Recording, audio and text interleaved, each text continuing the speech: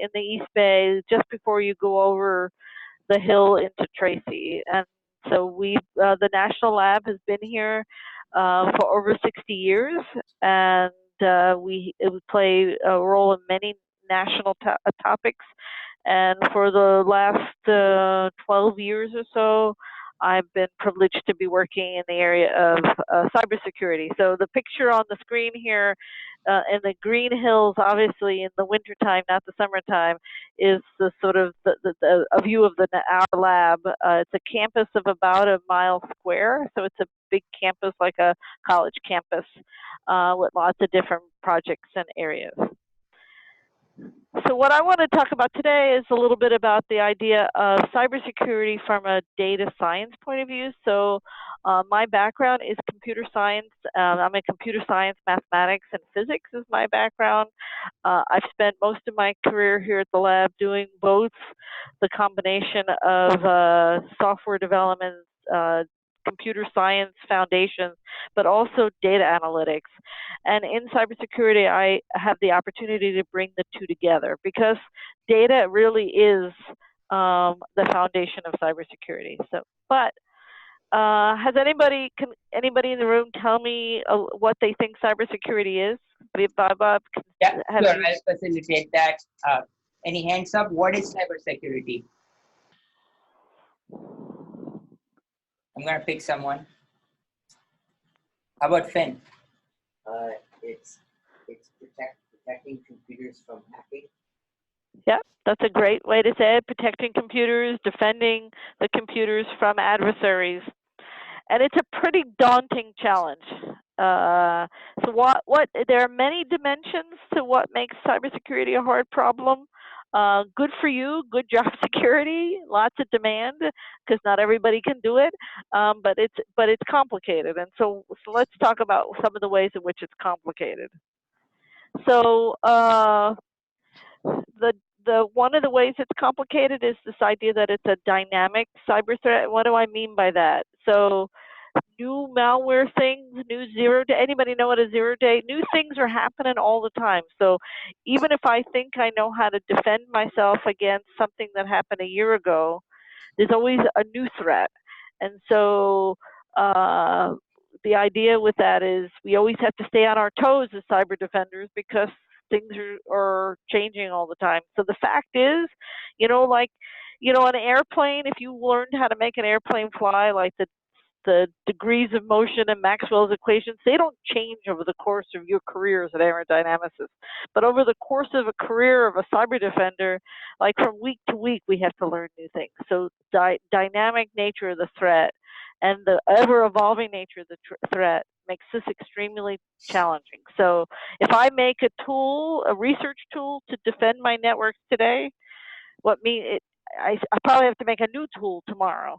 Or next week or something like that. So that's one of the dimensions that makes cyber very challenging. Oops, the wrong way. The other thing, that people talk about but really don't grab a hand of is there's a lot of traffic that just goes on our networks every day. That's normal, right? That's expected. And so we just at the perimeter of this laboratory, of our laboratory, we have 6,000 employees here. We have terabytes of data that travel the network every day, and most of it is good, right? Most of it is good stuff. So we got two things there. We have massive amounts of data, so it's hard to find that needle in the haystack that people talk about. And most of it is normal or good. And so the signal to badness is very low because it's only a few bad things and a lot of really just innocuous or normal business traffic. So that makes it challenging. How do I find that needle in a haystack?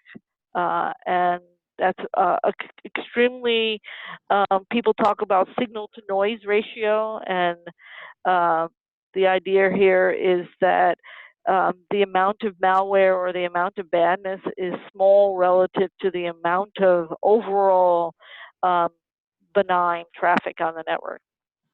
Does that make sense? Any shaking heads there, Vaibhav? Yeah, we have non-shaking heads. I see most of them are shaking their heads. Yeah. Okay, good. All right, there we go. Okay, so if you pay attention to the news, the adversaries and the nature of the threat, the nature of the cyber threat is getting more advanced.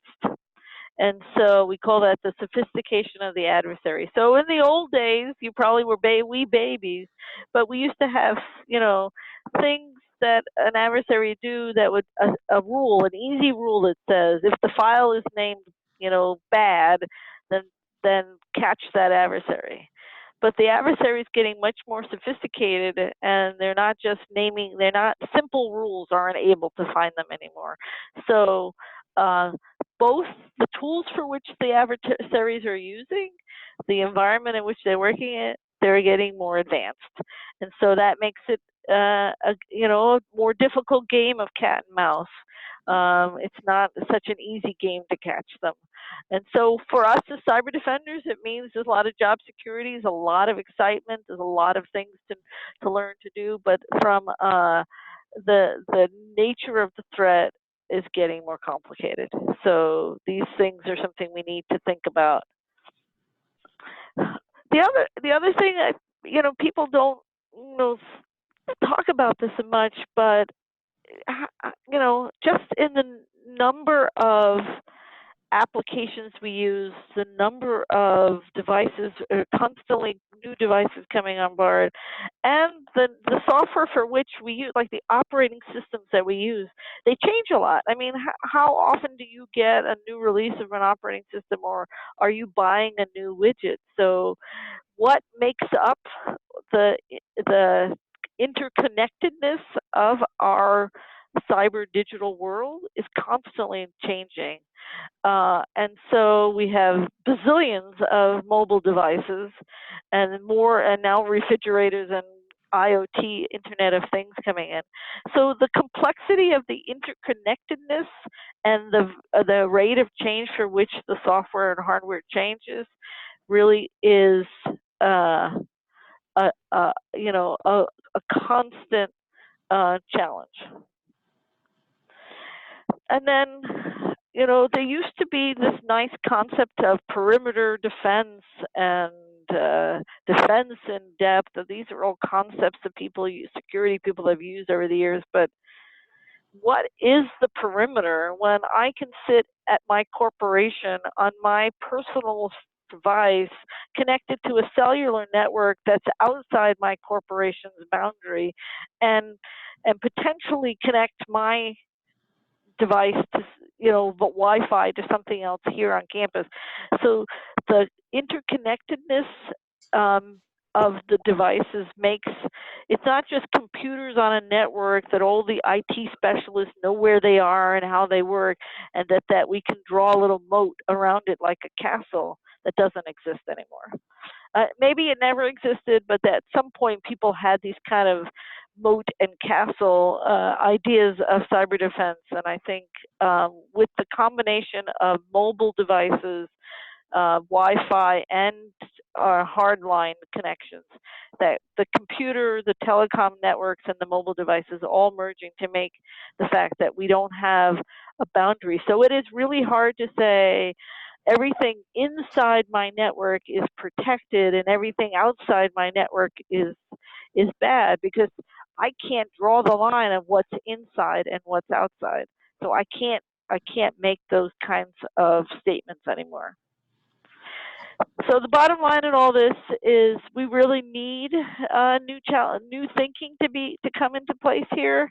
We need to think of these complexities about cyber when we're talking about how to do cyber defense, and we need to think about techniques, for example, how to make data analytics as part of our world here.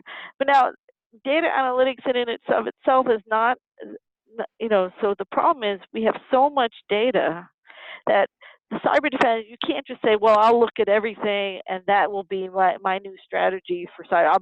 I'll be a data science, I'll look at everything, because there's too much even to look at. And so we have to be clever and think about these new challenges uh, in a new way. And so fortunately I'm a researcher, so I'm trying to think about where we are today, but where we are, what is networks going to look like 3 years from now. So not only preparing solutions for today, but trying to think about how to have solutions for the next few years, so that we're anticipating kind of the world we coming from, and not only just trying to put our fingers over the holes of the dam that's breaking, right? So we ought to make sure that we're planning on for future looking things that we have to think about too.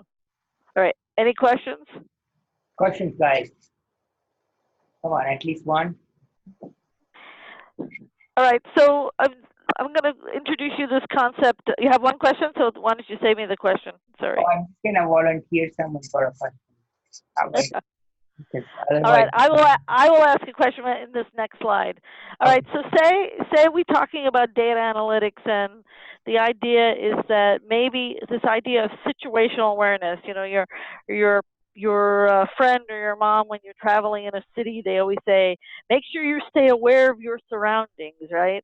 I come from New York, so we used to always talk about make sure, when you're on the trains and the subways, you know what's going on around you. The same thing is true on a computer network. You have to kind of know what's going on. So there's this idea that we need cyber situational awareness, and my premise is that comes with, to do that you need constant understanding of the network. So I've already told you a lot of challenges. If I asked you at home or at school, what is your network? Do you think you know everything? Do you think you know every device that's on your network at home? Who thinks they know every device on their network at home? Okay, we have one student who knows every device on their network. Have you looked at it? Have you tried to map your network to enumerate all the devices on your network? Yeah, my dad has he has an application that monitors all the devices on the network and stuff. That's awesome. Does that helps figure out if something weird adds to the network that you weren't expecting? He's mostly trying to figure out how much time my brother's spending on the computer. So there are many. There's many different applications one could create if you have these kinds of monitoring devices. I can tell you for most corporations that it is very hard to know what's on your network. And why do you think it's hard to know what's on your network?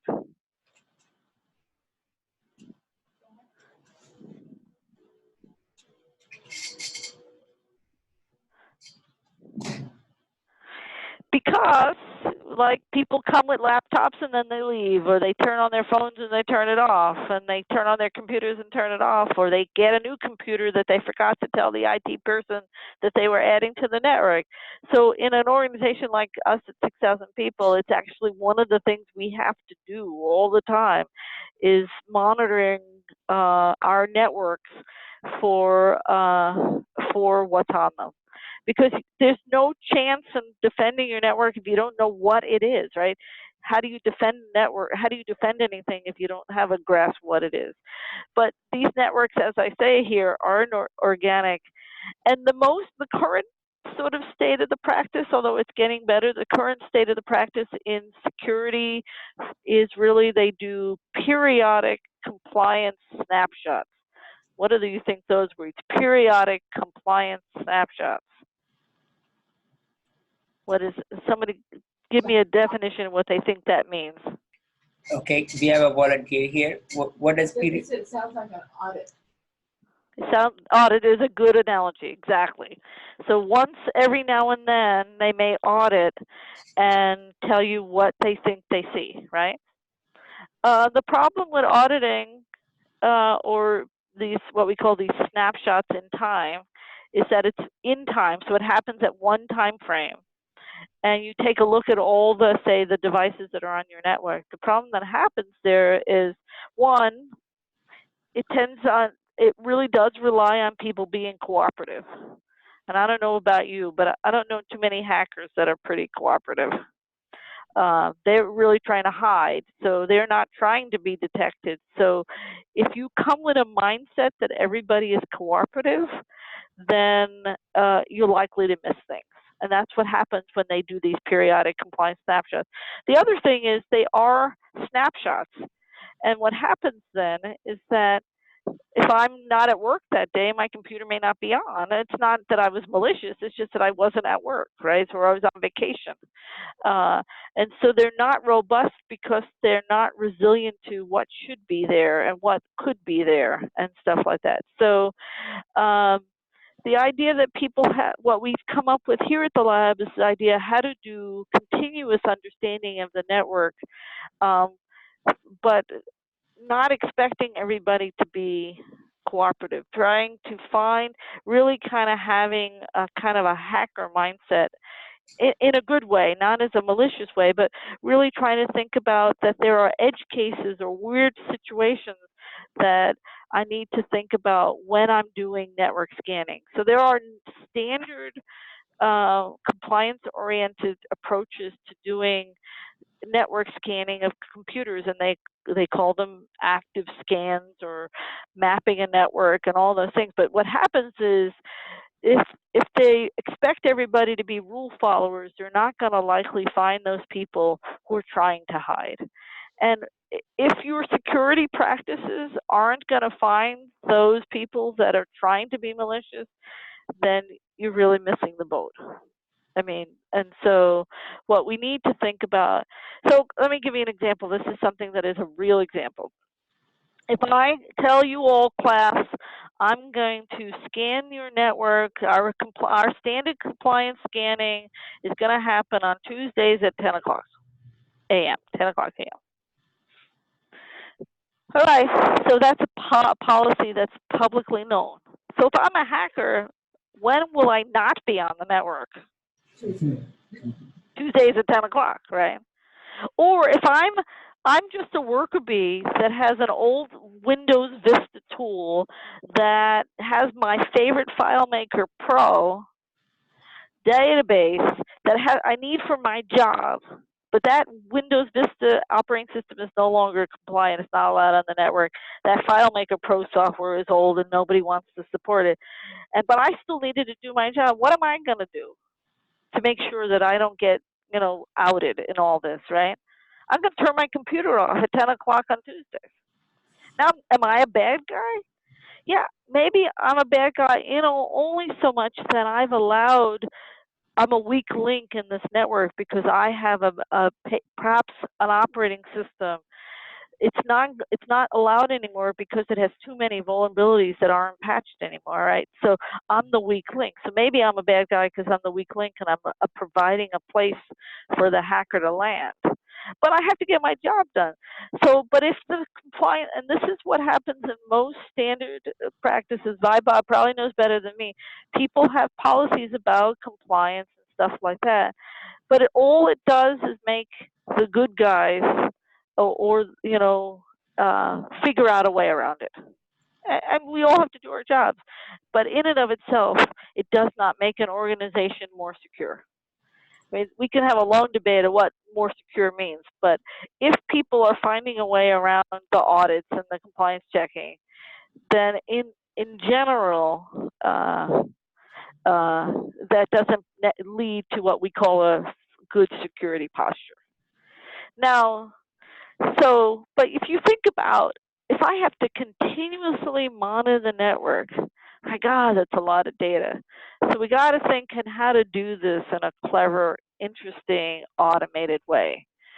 So I mean, for two things. One, if I just, instead of, we're going to scan the network, but I'm not going to tell you when, it makes it harder for you to work around the system. Or anybody, even a hacker. It makes it harder for me with my old Windows Vista FileMaker Pro data, system sitting in my office to be on the network, but it also makes it harder for the hackers. So one of the things that people go to is this continuous monitoring as a way to avoid sort of the pitfalls of these snapshots and these compliance-oriented, and compliance-oriented means sort of like rule-following oriented views, and to this continuous diagnostics. And continuous diagnostics, just like people who have health monitoring diagnostics that are continuous, they're really great to have. But then you have this just proliferation of new data, and it becomes very difficult for a user to just look at this, and it also becomes very difficult to find those relevant changes. So we're going to talk a little bit about some of these ideas and try to get through some of these ideas a little more further. So when you start thinking about doing continuous data capture, you really have even more challenges than I talked about before. Do you save the data? Do you capture it? Where do you store it? How do you make sure? So here, my computer in my office is not just to be a paperweight. It's because I need to use it to do my work, right? So we got to make sure that the continuous diagnostics doesn't impede scientists from using the computer for the job it needed to be, right? Not just for the purpose of monitoring, right? So how do we make sure it doesn't impact the operations of the network? Really, and how? I mean, if I've spent a lot of time studying our computer networks in general, right? They change a lot. The important question is, what's important changes, and how do I notice if something bad has changed, right? And so these are very, very difficult. You think, oh, I'm going to just do continuous monitoring and my world is all happy. It's not so happy. There's lots of really interesting things. And now say we now need to do data analytics and automate some of this stuff because there's too many things going on. And the algorithm now tells me something, it flags something. But if I can't explain what it flagged to a human, to the cyber defender, they're not going to act on it. So if I send up a red flag to the cyber defender, but I said something weird is here, but I can't tell them what, how are they going to do remediation or cyber defense? So there's a lot of things we have to think about, when we think about continuous monitoring and or cyber defense, when we're talking about really messy, realistic live networks. And so the bottom line to the next set of slides is really there is no one size that fits all. There is no one magic bullet that solves this stuff. And I want to talk a little bit about, you have to do things like those mapping the networks that we talk about. Those are all good things to do regularly, but you can't do them just alone. You have to do other things as well. So you have to do understanding the network characteristics, but you also may have to do the humans in this equation are really important. So you as cyber defenders are one of the biggest assets we as organizations have. And so we want to make sure that you're not overwhelmed by all this stuff, but we also want to make sure that you're in a position to identify patterns that a computer would never find. And so the idea here is that you have to do sort of the old style reporting and the inventories and all the things you do. You have to do some new data analytics that we're going to talk about, but you also have to enable an environment where you, the analyst, can find things. And it is in our research that it's only the sum of those parts that work, that to think that that algorithm in and of itself is going to be the cure-all for cyber defense is sort of unrealistic in my humble opinion. Any questions so far? No. Yeah, okay. Was that a question, Bob? I didn't hear. I was just agreeing with you. Okay, good. All right. So you don't have to agree, but all right. So So I did this a little while ago. I did this. I tried to narrow the question. This simple, which I thought was a simple question. Understand, explain all the assets or devices on my network and how they change. That was the question that I asked the research team. It seems very straightforward, right? So, and the corollary to that, are there rogue or unintended assets on my network? Just like you want to look in your home environment, is somebody on your network, inside your network, that you didn't expect to be there? So we did a lot of experiments to try to gather information about how to do that, and it was extremely, the simple question ends up being an extremely difficult thing to do. And one of the reasons it's very difficult is this idea that what is normal. All right, so there's a lot of data analytics tools, and you'll hear until you're blue in the face if you go to cyber conferences. People are talking about behavioral analytics and all that stuff, but people still are lacking a good taxonomy of how to even describe what's normal on a network. And so these ideas about change detection and things like that end up being very nuanced. So when we try to do, just tell you we did lots of different experiments and collected data, and our first attempts were all failed terribly. How do you compare two scans of a network, even just two snapshots? How do you compare them across 2 different days? It's like, with dynamic addressing, the fact that people use different IP addresses, so you couldn't, sometimes people report MAC addresses, sometimes they don't. People are different ports. There were so many different variables.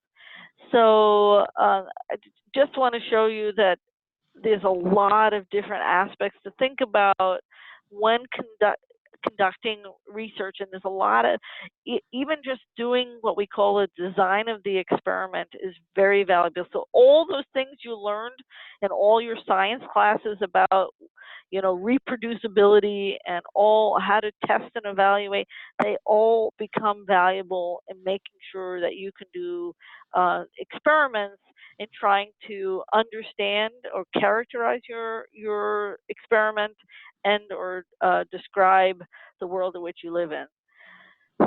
Even just, how do you represent, we lack tools to represent how things change over time and who's connected to what. And so we went through many different variations of how to explain. So this is more a journey, and I should have told you this in the beginning, more a journey about the research project and the data-informed view of cyber. But even just, okay, my network is changing. How do I represent what is changed in a way that a human analyst can understand? There's lots of different challenges with respect to that. Celeste, I'm gonna interrupt you on the last slide for a minute. Sure. The diagram one. So a lot of students here will be working on projects where they're actually going to run a scan on a network of a local nonprofit. So can you talk a little bit about how did you create this, and then what kind of tools you use to get a network map, if you will? Yeah, so I'd be happy to do that. So good tools that we use for doing network mapping is Nmap. Have you all heard of Nmap? Has everyone heard of Nmap? Now you have. Now you have. But there are many different.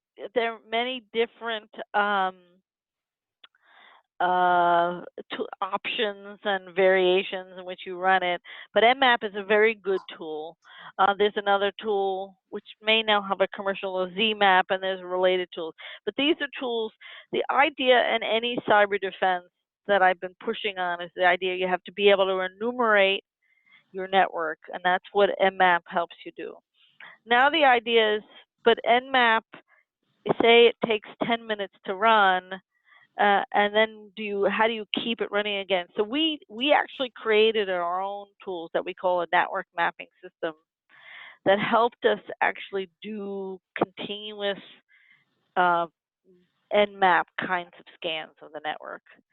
And so we had a way in which to make sure that we were keeping things going and testing, but also we had to be very careful of not taking too many resources. So Nmap is a good place to start. And then when you Yeah, start, one question. Just I'm going to listen to the question. Go ahead. Okay. So the question is, what are the green dots on your continuous maps? so here are the green dots. So that's areas where there were many things that had changed, sort of like a summarized collapsing of a lot of changes. So you could, if this was a real video, which in some versions of these slides I have videos, it would be a place where you could click on and dive into. So the idea here is to actually trying to show different IP addresses, different devices. So in the circular view here, this was one representation that we came up with, and you all will come up with many different representations. But we were trying to get our head around how do we figure out what's changing and how to capture that information in a way that could be useful. And I can't say that we found this view wasn't necessarily super helpful. And there are lots of different things we tried. And so when you're doing your Nmap, I just want you to think about the fact that if you do it just once over a period of time, that's a snapshot. But what happens if you're trying to understand more organically what's happening on your network and how to do that? And so, and then how to show somebody what's happening. Because one of the things we were trying to understand is just say you had a small network, you just wanted to know the number of people with mobile devices that were moving around the complex. And maybe it's the same person with the same laptop, but in 15 different locations. How do you even capture that kind of mobility? How do you capture the kind of, or that, devices come and go or things like that. And so there's lots of nuances of trying to understand just this very simple question of what's on my network, right? So this is even long before we get to the point of figuring out what's bad, right? And so just trying to try to make you think about, there's lots of data, lots of things to think about. There's and then there's representation issues about how to actually understand it. I'm not trying to overwhelm you, but there's these experiments where I actually thought we'd be done in like 2 months, right? That, oh, this seems easy. What's on my network thing?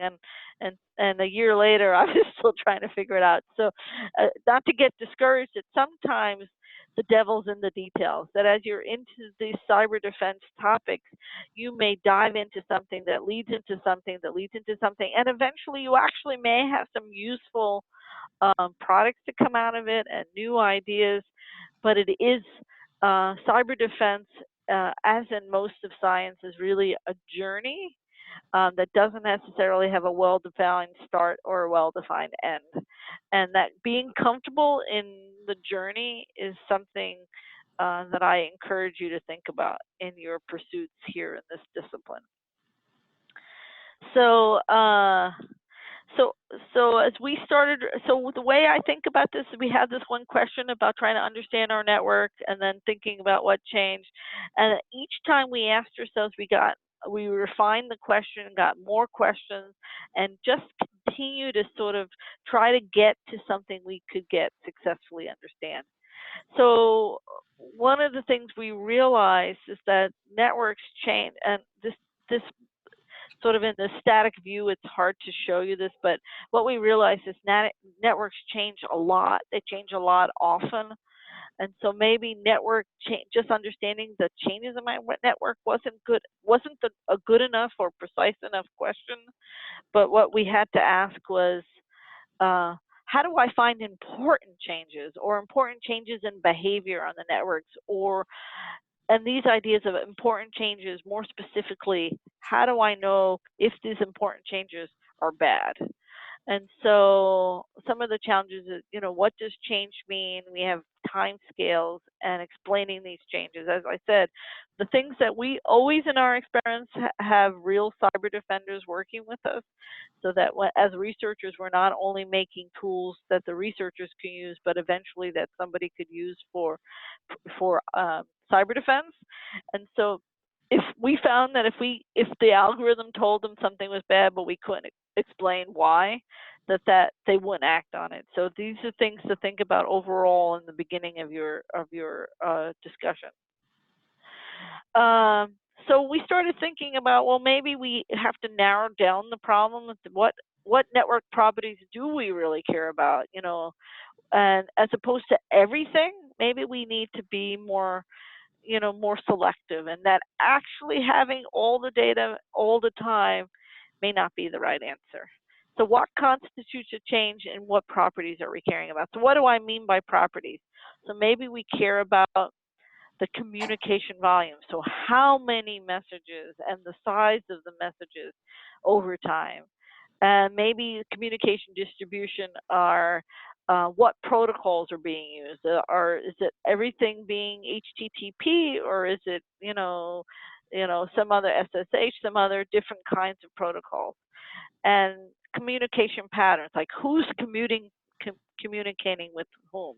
So not everything about a network, but maybe thinking about a few of these properties will be helpful in trying to get to my problem that I was trying to solve. And then we started talking about what constitutes a network, what constitutes change. So how do we find these ideas of interesting changes? So you can go back to your statistics and use things like normal distributions or distributions in itself. I'm going to pause and ask everyone if people have taken a statistics class. Okay, 1, 2, 3, 4. Anyone else? 5. So for anything like data science, machine learning, a lot of these new disciplines, computer science is important, but statistics is even more important. So if you are planning on data science or machine learning, AI, any of that, make sure you take more statistics courses.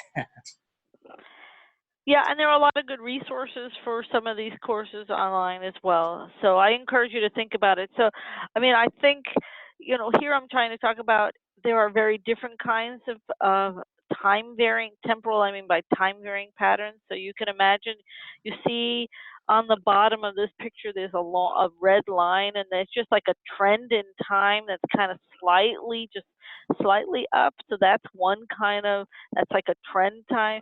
But then you have these sort of green dots that are just, instant, and they come at a different period, or they have, impulses. So so you have this gradual, you have sudden and transient, they come and go, and then you have some that are sudden changes, but then they sort of modify the whole trend. So there's lots of different time varying patterns, and to think about how these impact your ability to do detection or changes. So and thinking, I mean, so I mentioned this before, really key to our research was the fact that the system detecting an important change in your network is not action. No cyber defender is going to get out of bed and come to work if I send them a message that says the algorithm detected an important change, right?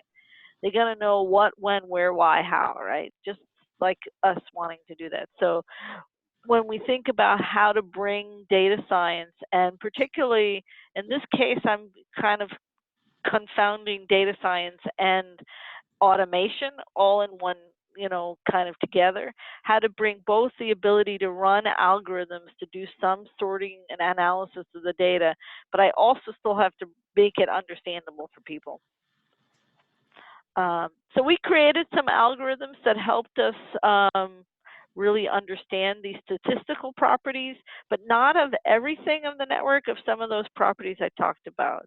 And we called it dtrend, and we found it very useful in helping us understand those kinds of patterns that I talked about. And so this idea of having statistical or probabilistic view, or having some experience with statistics, is important, I think, to help you maybe understand how to view these challenges of very large data and how to think about cyber defense in this context. In the interest of time, I'm just going to maybe suggest some other thoughts we had in terms of uh, network traffic and ideas about what some of the questions we thought about as we were working with network traffic and large data. Uh, here's some questions we can think about that are still, many of them are still very open-ended questions that there's no solutions for. So this idea of characterizing your network or this continuous monitoring your network is still sort of the overarching talk, but this idea for automation is how does an algorithm help you understand anomalies in the network? Are there hosts whose behavior stands out from the norm, right? So that how do we find out when something is acting weird? And so that's anomaly detection. So mission mapping is this idea, how do we characterize what the hosts are supposed to, what the network is supposed to be doing? What are the computers on the network supposed to be doing? So how do we leverage some of these ideas? And again, we did a lot of experiments trying to get our head around them. We looked at the problem from the point of view of measuring, taking the traffic and measuring things like what's the percentages of different protocols, how much traffic or how many communications on each time of day, how many connections per hour, and then we were able to form these clusters to help us reveal like these clusters reveal like behaviors. So let's see, one of these clusters like the first cluster looks like web behaviors, and then the third cluster is backup behavior. And so once you could start getting some of these characteristics, you could use these models to help you do comparisons in your network. And so I'm going to skip this, but once, so this is just to fit on the slide. We don't have all the words here, but these different clusters mean different behaviors.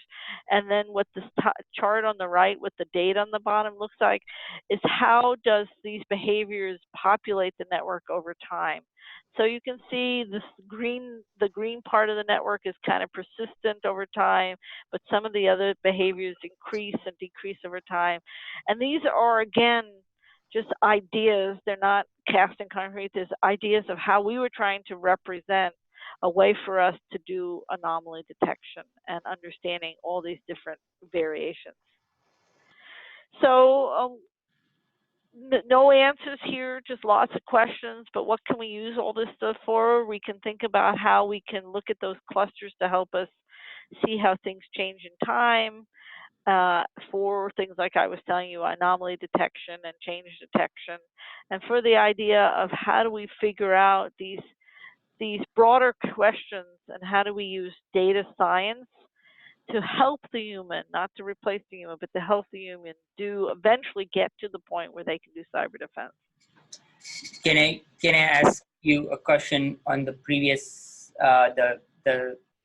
the slide of cluster membership? Can you talk a little bit to the students about like how do you create something like that? Because earlier in the class we had questions around Python and data science and things like that, but what does it take to be actually doing data science in terms of tools and in terms of the learning here?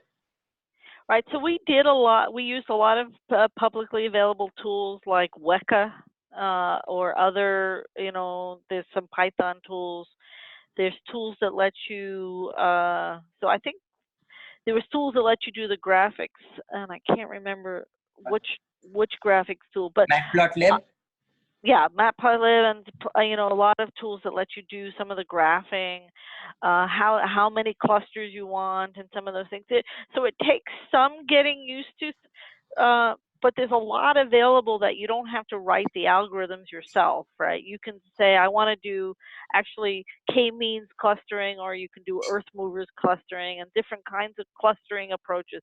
So you have to get a little familiar with the idea of what clustering is and what you can do with that. And then there's lots of tools that we use to do the actual creation of the clusters and making these pictures and stuff like that. So I would recommend, um, you know, and this constant evolving, changing set of tools. But there's lots of online resources I recommend that people look at to see what works for you. Some work best in a particular language. Some work best if your data is in certain forms. So I think uh, the hard part in a lot of these clustering tools, the hard part in most of these tools is getting the data in the format that the tools will accept. And so, a lot of comma separated values or files of data points and stuff like that. It's getting some familiarity with that. I think I would recommend. Uh, so I think like here was Weka and for the data science stuff, and MATLAB and other different kinds of tools like that. And then, but with the understanding of what we were trying to accomplish. Does that make sense? Yep. So I want to distinguish between most of what I talked about today. I was talking a little bit about creating new data science algorithms, but really what I was talking about was knowing enough about cyber problems and challenges to how to formulate the problems in a way that existing data science clustering tools and data analysis, exploratory data analysis tools that are currently out there can be used and brought to bear to questions about, in my case here, network monitoring and understanding how my network is changing.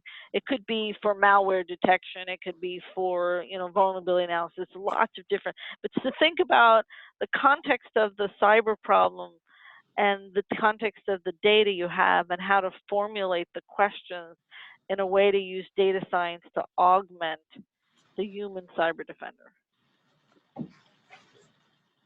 And I really do believe that the interactive exploration by the human cyber defender is a key point here. So this last slide, I just want to reinforce the fact we can have these algorithms that help us find these anomalies in the network or these top peaks, the ones that I've signed here. But it's in conjunction with an analyst looking at something and finding something that these become most meaningful. So it's the ability to lead to discovery by using the combination of data science tools and say looking at probabilities, and then having a tool maybe that a human or cyber defender could look at and finding these kind of anomalies, that the two together are the most powerful. So situational awareness for continuous understanding of a network is important. In and of itself, that sounds easy to do, but it's at least in my research, I've found there's lots of rooms for exploration, things to understand. We've tried to demonstrate different ways to explore continuous mapping, and I encourage you, as you think about mapping networks, which is a foundation of cyber defender practice, think about this idea that a snapshot is not the same as a continuous view of the network, and how to think about maybe different practices. If you were running a network, don't tell everybody that you're going to do it exactly at the same time every time, because that in and of itself probably doesn't lead to a security posture that will improve your security over time. Understanding host behavior with distributions and looking at some of these statistics properties that I talked about are ways to kind of explore these networks. But you may not be able, it's not necessarily advantageous to look at everything in the data. I think picking and choosing some key things to study was at least a way that we can find how to move forward and make this tractable. And combining evidence from multiple sources, enriches. So looking at both having an algorithm do something and the human, that's what I mean by multiple sources. And really in the end, that from a cyber defense